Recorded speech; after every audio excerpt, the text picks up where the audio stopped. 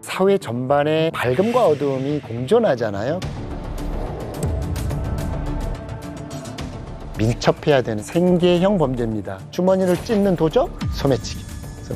약간의 방심이면 무조건 털리는 거죠. 오른쪽 소매가 조금 이렇게 뭔가 있어 보여 이제 시작하는 겁니다. 2인 1조든 3인 1조든 일단 팀을 꾸렸다는 거예요. 얼마나 교묘하게 리얼하게 물건을 훔쳤는지. 내가 이렇게 손을 잡고 다니는데 임마 이거 무슨 내가 소매치기를 당해. 자, 한번 해볼까? 약간의 방심이었죠. 그 약간의 방심을 소매치기는 파고들죠. 얼마나 소매치기가 횡행했고 교묘했는가를 정말 잘 보여주는 거죠.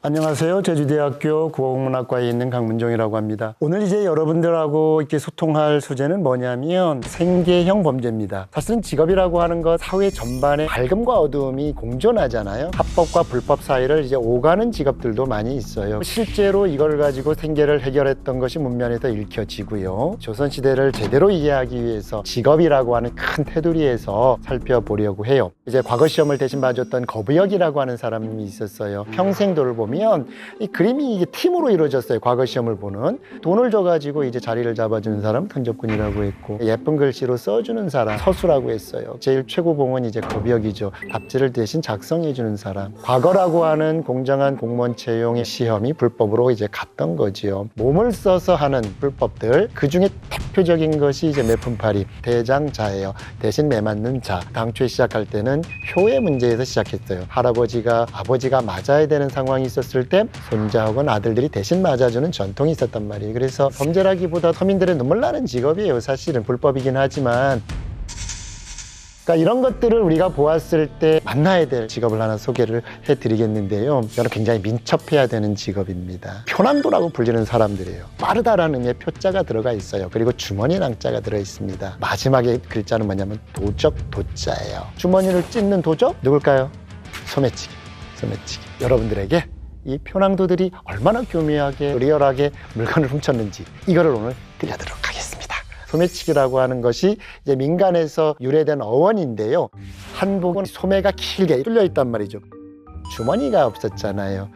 그래서 여기에다가 뭐 종이도 놓고 책도 놓고 돈도 놓고 했단 말이죠. 소매와 치다가 합성돼서 소매치기가 된 거잖아요. 중요한 것들을 넣는 소매, 이걸 훔쳐내는 것. 여기에서 유래됐다라고 하는 것이 이제 가장 기본적인 것이고요. 그리고 이제 돈을 만질 일이 있을 때는 주로 왼손을 사용했다고 합니다. 오른손으로 이제 돈을 만지는 것은 다소 부정적인 생각, 이게 있었던 것 같아요. 사람들이 막 몰려있는 복잡한 시장에서 두리번거리는 양반이 안에 이제 오른쪽 소매가 조금 이렇게 뭔가 있어 보여. 그러면 이건 틀림없이 돈 혹은 어떤 값진 물건이라고 이제 판단을 할 수 있는 거지요. 소매치기는 이제 시작하는 겁니다. 팀을 만들어서 작업을 하는 거죠. 한 명이 산만하게 만드는 거예요. 앞길을 막고 말을 시키는 등 이제 집중력을 떨어뜨리는 거죠.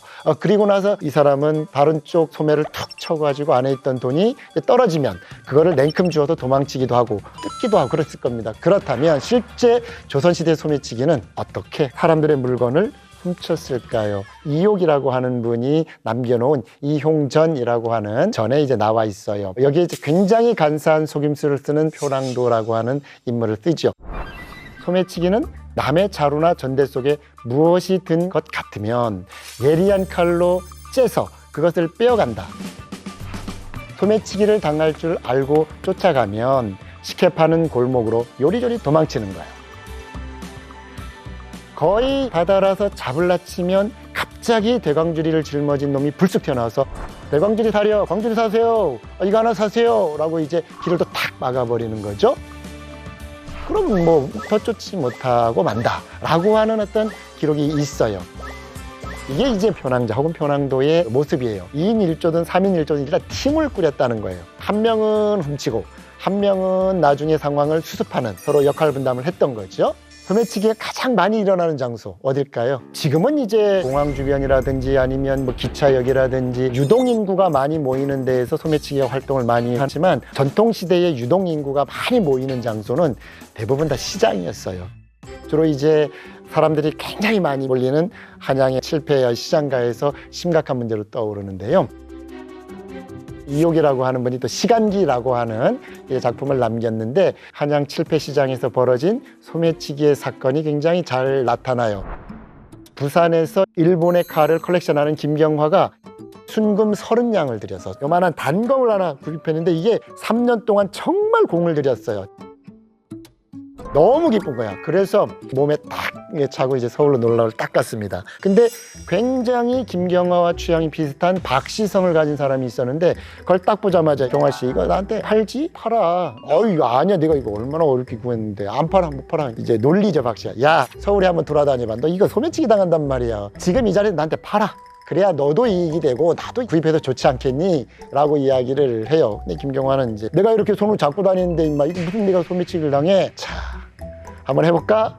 해보자. 그래. 표낭도 3명, 소매치기 3명을 초청을 합니다.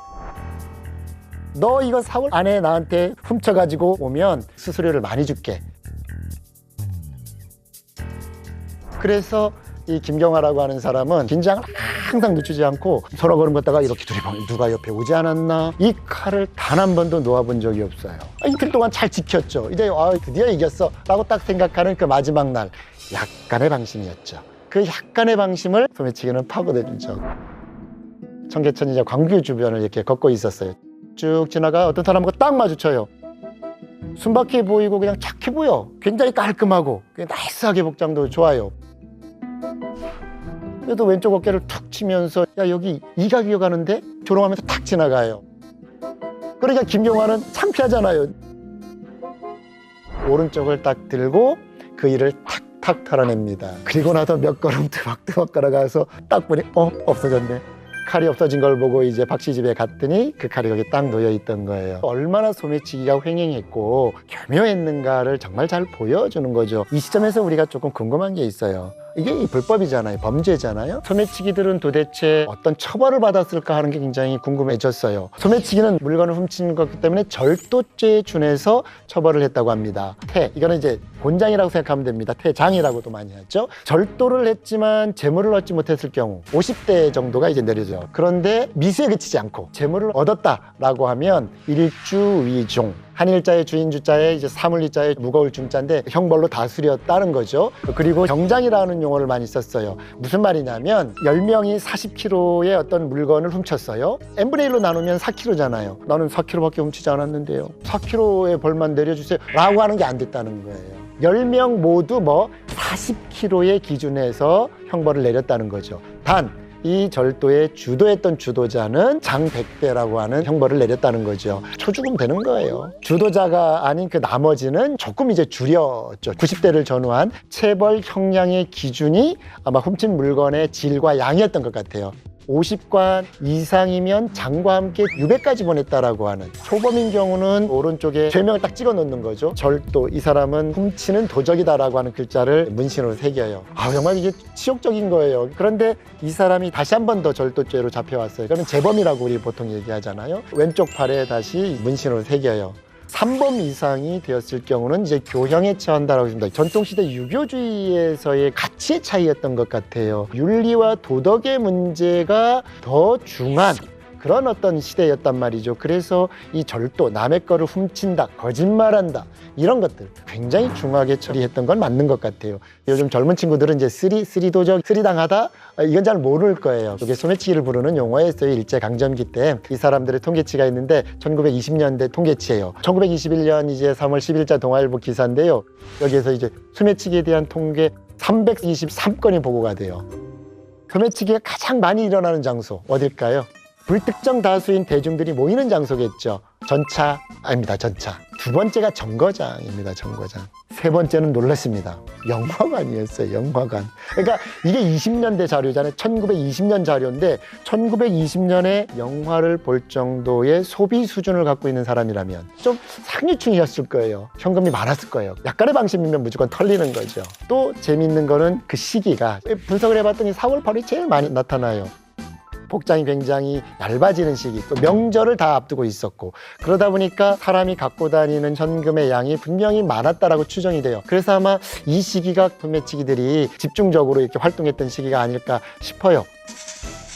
저는 이제 기회 있을 때마다 이런 얘기를 하는데요. 인간의 어떤 감정, 내면을 돈으로 환산하는 게 제일 싫어요, 사실은. 이 내면성을 가지고 장난치는 것. 이거는 이제 자명한 거죠. 변명의 여지가 없어요. 처음 만나는 사람이 지나갈 때 미소를 띠고 웃으면서 지나가야 되는데 바짝 긴장을 하고 지나가게 되잖아요. 도시가 어떻게 되겠어요? 소매치기하고 횡행하는 도시에는 항상 가방을 이렇게 딱 안아야 되고, 도시가 삭막해진다라고 하는 것은 우리의 일상이 각박해지는 거예요. 내면성의 상품화, 그것으로 인해 불신이 찾아오는 도시의 삭막함, 그거로 인한 우리의 정서적인 피폐함, 형사사건이다. 이거를 떠나서요. 인간 대 인간으로. 누구나가 갖고 있는 이런 순간을 이용해가지고 물질로 하는 이 행위들, 굉장히 나쁜 거다. 그렇게 생각이 됐습니다.